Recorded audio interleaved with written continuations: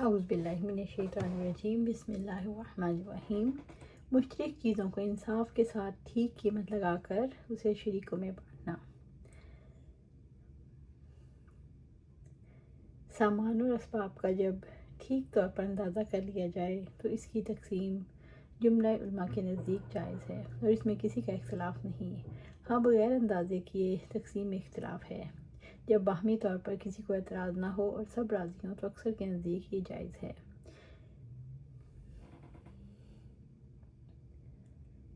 رسول اللہ صلی اللہ علیہ وسلم نے فرمایا، جو شخص مشترک ساجھے کے غلام میں اپنا حصہ آزاد کر دے اور اس کے پاس سارے غلام کی قیمت کے موافق مال ہو تو پورا آزاد ہو جائے گا۔ اگر اتنا مال نہ ہو تو بس جتنا حصہ اس کا تھا اتنا ہی آزاد ہوا۔ ایوب نے کہا، یہ مجھے معلوم نہیں کہ روایت کا یہ آخری حصہ غلام کا وہی حصہ آزاد ہوگا اس نے آزاد کیا ہے۔ یہ نافع کا اپنا قول ہے یا نبی صلی اللہ علیہ وسلم کی حدیث میں داخل ہے۔ سارے غلام کی غلامی کی حالت میں قیمت لگائیں گے، یعنی جو حصہ آزاد ہوا اگر وہ بھی آزاد نہ ہوتا تو اس کی قیمت کیا ہوتی۔ اگر اتنا مال نہ ہو تو بس جتنا حصہ کا تھا اتنا ہی آزاد ہوا۔ عینی نے اس مسئلے میں 14 مذہب بیان کیے، لیکن امام شافعی، امام احمد اور اسحاق نے اس حدیث کے موافق حکم دیا۔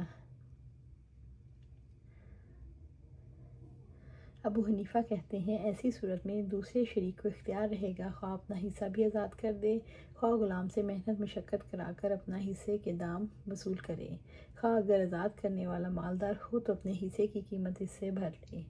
پہلی اور دوسری صورت میں غلام کا ترکہ دونوں کو ملے گا اور تیسری صورت میں صرف آزاد کرنے والے کو۔ ابو ہریرہ رضی اللہ تعالیٰ عنہ نے نبی صلی اللہ علیہ وسلم نے سے بیان کیا کہ آپ صلی اللہ علیہ وآلہ وسلم نے فرمایا، جو شخص مشترک غلام میں سے اپنا حصہ آزاد کر دے تو اس کے لیے ضروری ہے کہ اپنے مال سے غلام کو پوری آزادی دلا دے، لیکن اگر اس کے پاس اتنا مال نہیں ہے تو انصاف کے ساتھ غلام کی قیمت لگائی جائے، پھر غلام سے کہا جائے اپنی آزادی کی کوشش میں وہ باقی حصے کی قیمت خود کما کر ادا کر لے، لیکن غلام پر اس کے لیے کوئی دباؤ نہ ڈالا جائے، یعنی ایسی تکلیف نہ دیں جس کو برداشت نہ کر سکے، جبکہ وہ باقی حصوں کی قیمت ادا کر دے تو آزاد ہو جائے گا۔ ابن بطال نے کہا، شرکا میں تقسیم کرتے وقت ان کی قطع نظر کے لیے قرعہ ڈالنا سنت ہے اور تمام فقہا اس کے قائل ہیں۔